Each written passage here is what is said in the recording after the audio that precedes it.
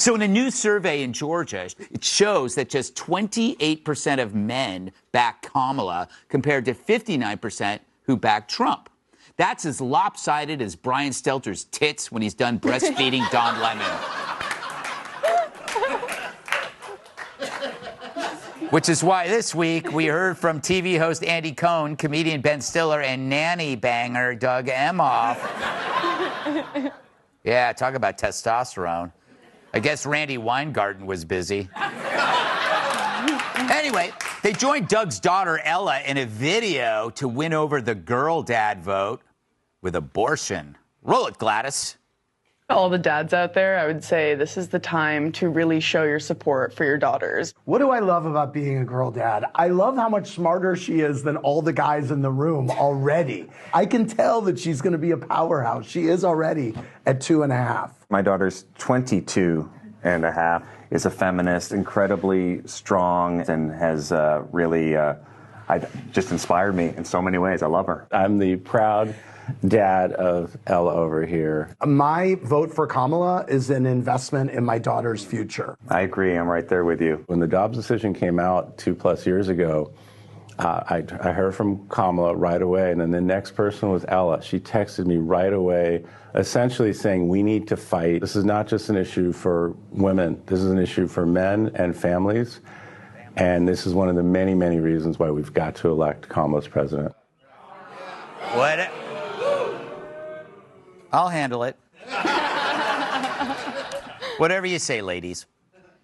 Yeah, abortion is one of many reasons, yet it's the only reason they ever give. Mm-hmm. Their group should be called Fathers Against Grandchildren. Okay. Although the acronym would get me in trouble with HR. Oh. But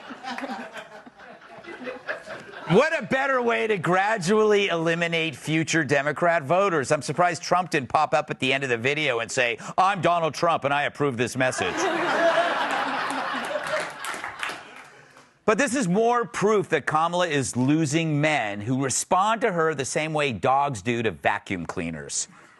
Check out this amazing video of a group of guys called the Cartier family reacting to last night's town hall. We've said since day one, her plan, Trump bad, Kamala good. That is suck, Kamala. You suck. I don't want to see you. I'm so sick of seeing Kamala.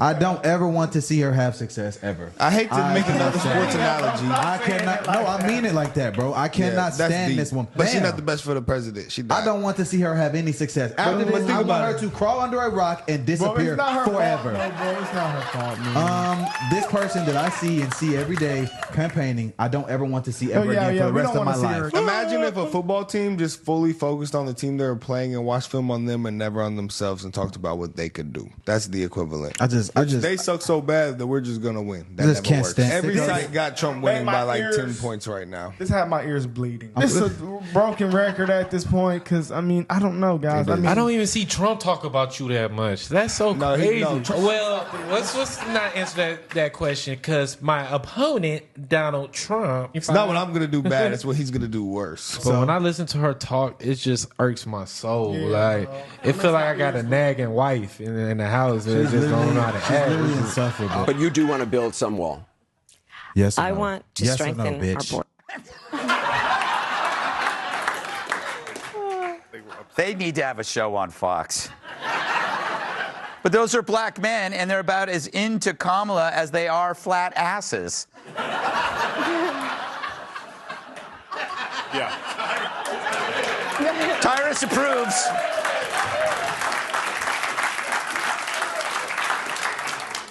Well, you see that unlike that emasculated trio we heard from earlier, these guys are real, and they see through the that the Harris camp slings, the pandering, and especially the racism. Last week, Kamala put out the opportunity agenda for black men. Her plan, throw money at them. Or as the brothers like to say, make it rain up in this bitch. The key part of her plan, legalizing pot. But Harris is also reaching out to Latino men. But that pitch, it's a lot different.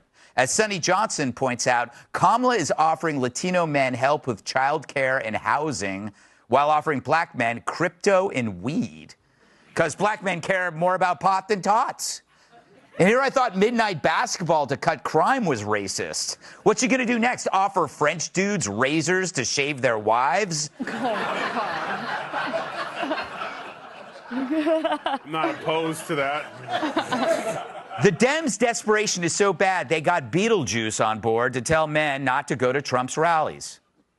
You know, for some of you folks who, guys mostly, I guess, who are thinking about attending a rally with Musk and Trump, they don't really respect you. They laugh at you behind your back. They think you're stupid. They don't want to hang out with you. They have nothing in common with you. They're not your bros. They have no respect for you. Trust me. What a idiot. He doesn't know what the hell he's talking about, and it's a cowardly cop-out, for he avoids the most obvious question. What about the smart, informed, and successful men who are backing Trump? RFK, Musk, Vivek, David Sachs, Bill Ackerman, Dana White, and, of course, Joe Exotic.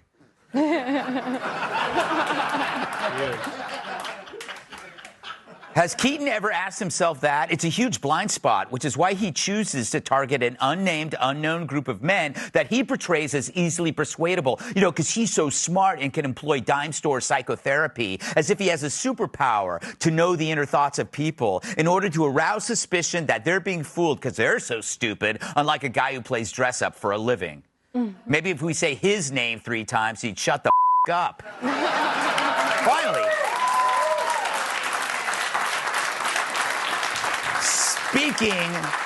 Speaking of men, remember when Jimmy Kimmel was one? He's falling apart at the idea of Kamala losing.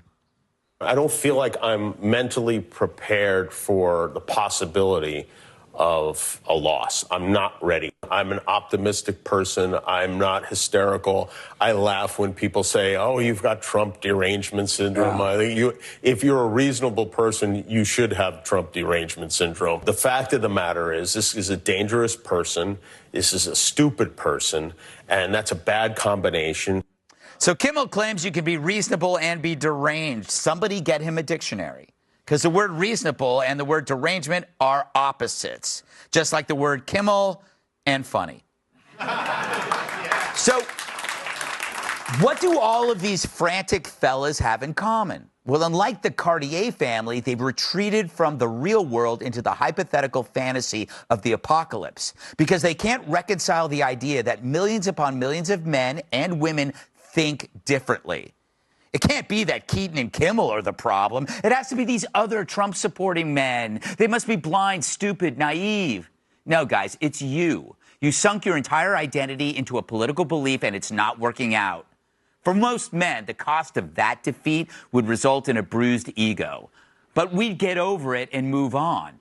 But you can't, and now you blame us. But if you want to know what it's like to be a man, admit you're wrong once in a while. Maybe people who don't have fancy credentials or a star on the Walk of Fame know a lot more about problems and solutions than you do. It was them that made this country, not some elitist actor like John Wilkes Booth. Oh. Let's welcome tonight.